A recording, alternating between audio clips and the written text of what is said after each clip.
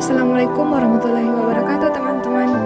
Perkenalkan, saya Rizka Waliasis dari kelas Pendidikan Biologi 34 Angkatan 2017 UIN Alauddin Makassar. Nah, pada video kali ini saya akan membahas mengenai mekanisme perbaikan kulit yang rusak pada mata pelajaran anatomi fisiologi manusia. Sebelumnya, kulit adalah lapisan luar yang menutupi tubuh makhluk hidup, terutama pada vertebrata. Kulit termasuk dalam salah satu sistem integumen pada manusia. Fungsi kulit yang pertama sebagai indera peraba, sebagai pelindung tubuh, tiga sebagai alat ekspresi, sebagai sistem kekebalan tubuh, dan sebagai penggerak otot. Kulit ini juga dapat mengalami kerusakan karena beberapa hal, misalnya luka memar akibat benturan,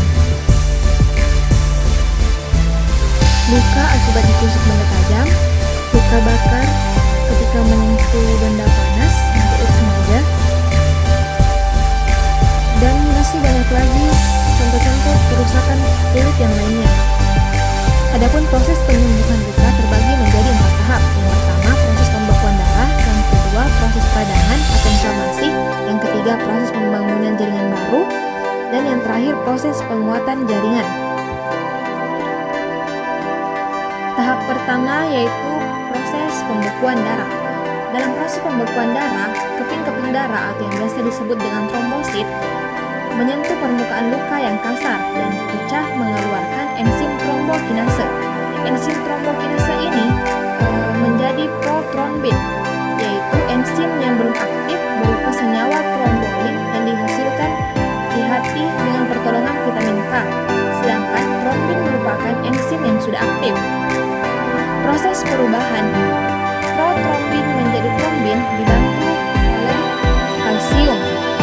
Trombin mengubah fibrinogen menjadi fibrin yang membentuk benang-benang menutupi luka. Ion kalsium sangat penting dalam pembekuan darah. Ketika terjadi luka pada tubuh kita tanpa ion kalsium, proses pembekuan darah tidak dapat berlangsung. Darah akan keluar terus dari tubuh sehingga akan menyebabkan pendarahan sampai dengan kematian.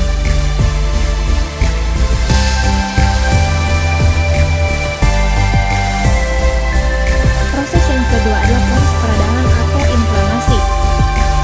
Proses selanjutnya, gumpalan darah akan mengeluarkan zat kimia yang akan menyebabkan peradangan, sehingga di sekitar luka Anda akan terlihat pembengkakan dan pendarahan. Saat hal ini terjadi, sel darah putih akan menuju ke area luka Anda untuk melawan kuman dan bakteri agar tidak terjadi infeksi. Sel darah putih juga akan memproduksi suatu zat kimia yang dinamakan dengan growth factor. Zat ini berfungsi untuk membantu memperbaiki jaringan yang rusak disebabkan oleh luka.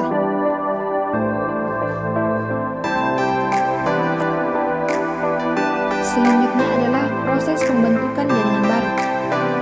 Setelah area luka bersih dari bakteri dan kuman berkas sel darah putih, selanjutnya sel darah merah yang kaya akan oksigen datang ke area tersebut untuk membangun jaringan baru. Oksigen yang dibawa oleh sel darah merah juga akan membantu pembentukan jaringan yang baru. Tubuh juga akan mulai memproduksi kolagen yang berperan sebagai penyangga untuk jaringan yang diperbaiki. Proses ini dinamakan sebagai fase proliferatif dan secara kasat mata akan terlihat seperti bekas luka yang awalnya terlihat berwarna kemerahan, lalu lama-kelamaan akan memudar seiring berjalannya waktu dan akan kembali ke warna aslinya, yaitu warna kulit.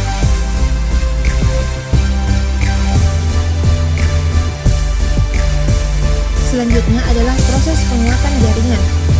Pada proses terakhir ini, biasa disebut dengan maturasi, adalah untuk menguatkan jaringan yang baru terbentuk. Anda mungkin pernah melihat bekas luka terlihat seperti kulit yang ditarik melebar. Itu adalah salah satu dari usaha agar jaringan kulit yang baru benar-benar kuat di tempatnya. Penyembuhan total bisa memakan waktu beberapa hari, minggu, atau bahkan tahun.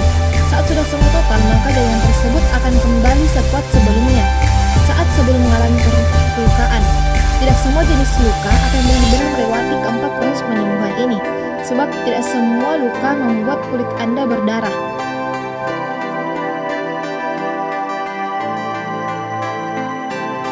Selanjutnya, langkah-langkah pertolongan pertama. Apabila luka bakar, segera simpan tangan di bawah air yang mengalir selama kurang lebih 10 menit. Yang kedua, apabila memar, pertolongan pertama dengan mengompres menggunakan es batu. Yang ketiga, dan apabila tergores atau tertusuk benda tajam, maka segera tetesi iodin. Sekian dari video ini. Semoga bermanfaat. Wassalamualaikum warahmatullahi wabarakatuh.